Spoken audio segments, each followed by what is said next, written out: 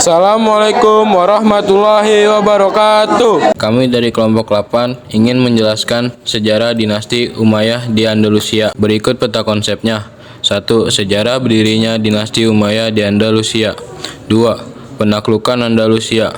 3. Berdirinya dinasti Umayyah di Andalusia. 4. Nilai kesungguhan pejuang dinasti Umayyah di Andalusia. 1. Sejarah berdirinya dinasti Umayyah di Andalusia.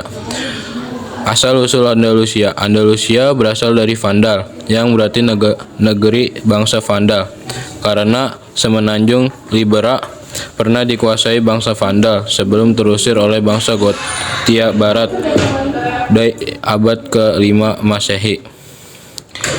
Ibnul Atsir menyebutkan asal-usul penamaan Andalusia karena orang yang pertama kali tinggal di sana adalah kelompok orang yang dikenal sebagai kaum Andalusi. Oleh karena itu, negeri itu dengan nama mereka Andalusi lambat laun akhirnya diarabkan menjadi Al-Andalus. Semenanjung Ibera meliputi wilayah Spanyol dan Portugal yang ujungnya menjorok ke selatan dipisahkan oleh sebuah selat sempit dengan ujung benua Afrika. Iberia yang saat itu dikenal dengan kerajaan Spanyol semula berasal dari wilayah kekuasaan bangsa Vandal yang kemudian oleh bangsa Arab disebut Andalusia. 1. Aspek politik.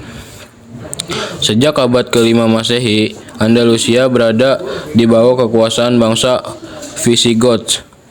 Penyerangan dari bangsa Hun itu akhirnya menjadikan bangsa Goth terdesak dan mengalami kekalahan terdesaknya bangsa Goth dari serangan bangsa Hun tersebut. Akhirnya bangsa Goth terbelah menjadi dua. Pertama, Ostrogoth yang tunduk kepada bangsa Hun dan bergabung di bawah sayap kekuasaannya. Kedua, Visigoth yang tidak menemukan tempat berlindung selain meminta kepada Kaisar Romawi Valens pada abad 364 sampai 378 Masehi. Bangsa Visigoth itu seringkali berbuat kerusuhan dan kekacauan serta memberontak pada Kekaisaran Romawi. Andalusia pada abad kedua sampai dengan abad ke-5 Masehi menjadi wilayah Kekaisaran Romawi, tetapi kemudian ditaklukkan bangsa Vandal pada abad ke-5 Masehi.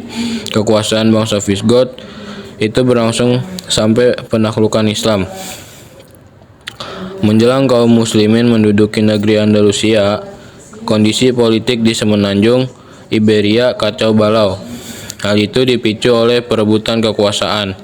Negeri itu mengalami chaos politik yang menyebabkan raja yang dilengsarkan mengundang pasukan muslimin untuk menaklukkan negeri mereka.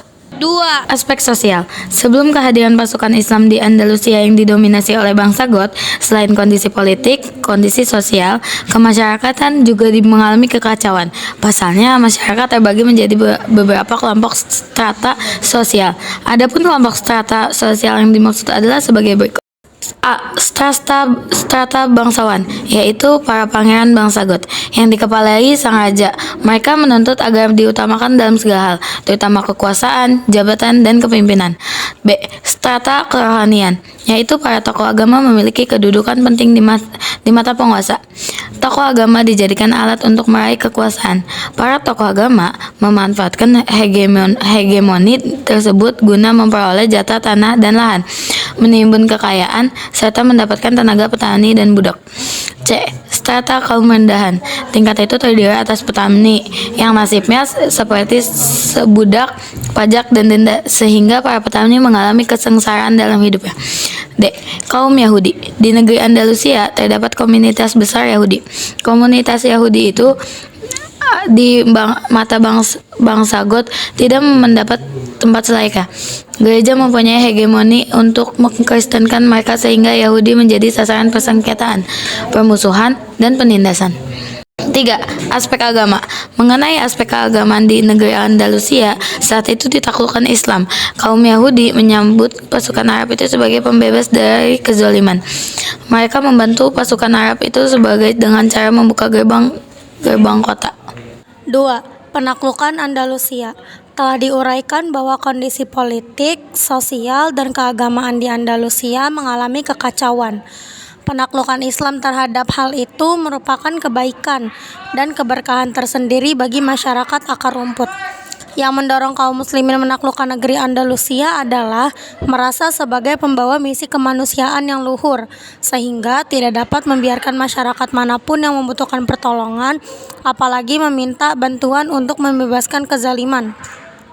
Di samping itu, yang mendorong kaum muslimin melakukan penaklukan Andalusia adalah karena kaum muslimin berencana menyerang bangsa Goth. Pasalnya, Goth telah membantu Romawi melawan pasukan muslimin di Afrika Utara. 3. Berdirinya dinasti Umayyah di Andalusia. Yang pertama, rundingan sebelum penaklukan di Andalusia. Sebelum penaklukan Andalusia, sejak tahun 90 Hijriah, telah terjadi perundingan antara Julian, yakni penguasa Goth di Ceuta, dengan Tariq bin Ziyad yang menawarkan idenya dan mengundang kaum muslimin. Tariq menyampaikan tawaran tersebut kepada Musa bin Nusair, seorang jenderal Umayyah di Khairuan. Musa pun berkonsultasi dengan Khalifah Walid bin Abdul Malik di Damaskus. Al-Walid memerintahkan untuk uji coba dengan mengerahkan beberapa batalion saja. Sebelum melangkah harus membutuhkan persiapan yang matang, karena penaklukan ini merupakan proyek besar dan berbahaya. 2. Penyelidikan dan pembuktian niat baik. Untuk membuktikan niat baiknya, Julian memobilisasi pasukannya menuju Andalusia. Pada bulan Juli tahun 710 Masehi, pasukan muslimin melakukan pengintaian.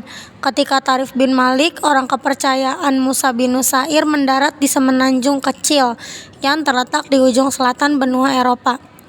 Tarif bin Malik juga menyerbu pulau Algeciras.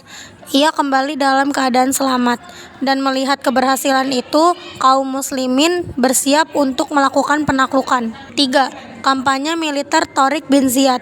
Pada tahun 711 Masehi, Tariq bin Ziyad memimpin 7.000 pasukan dan mendarat di Gunung Batu Besar, atau sekarang dikenal dengan Jabal Tariq. Pada tanggal 19 Juli 711 Masehi, Tariq mendapat tambahan pasukan, sehingga menjadi 12.000 pasukan yang akan berhadapan dengan pasukan Raja Roderick, yakni Raja Goth Barat di Lembah Laka. Pasukan Raja Roderick berjumlah 25.000 orang, melawan pasukan Tariq yang hanya ada 12.000 orang. Akhirnya, pasukan Goth Barat itu dapat dikalahkan oleh pasukan Tariq. Salah satu penyebabnya adalah kebanyakan tentara tersebut berkhianat kepada Raja Roderick. Akhirnya, Tariq bin Ziyad berhasil menguasai seluruh kota yang ada di semenanjung Iberia. Keberhasilan pertempuran di Lembah Laka telah menentukan ke negeri Andalusia. Tariq kemudian merangsek ke kota Ecija dan berhasil menguasainya. Tariq dan pasukannya menuju Jaen dengan tujuan akhir, yakni Toledo. Ternyata kota tersebut telah kosong, sehingga Toledo, ibu kota kerajaan Goth, diduduki Tariq tanpa peperangan. 4. Dinasti Umayyah di Andalusia. Dengan berhasil menguasai Toledo, Musa bin Nusair mendeklarasikan Iberia sebagai bagian dari kekuasaan Umayyah.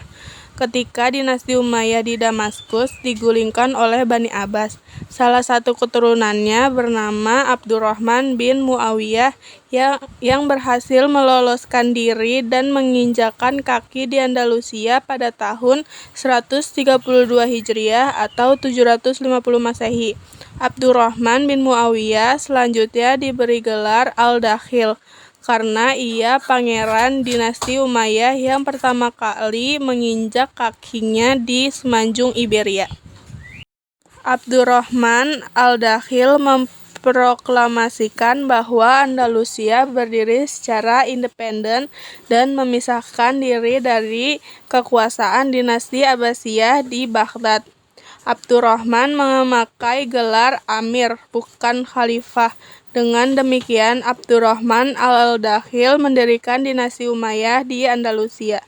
Dinasti Umayyah di Andalusia mencapai di puncak keemasannya pada masa-masa pemerintahan Amir ke-8, yakni Abdurrahman ketiga.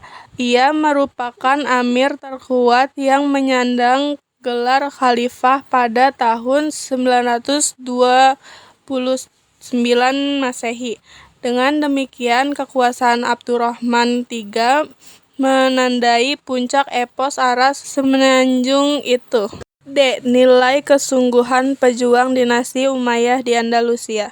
Hal-hal yang menjadikan indikator keberhasilan dinasti Umayyah di Andalusia salah satunya adalah kesungguhan para pejuang untuk mendirikan sebuah pemerintahan yang modern dan berdiri secara independen serta pantang menyerah.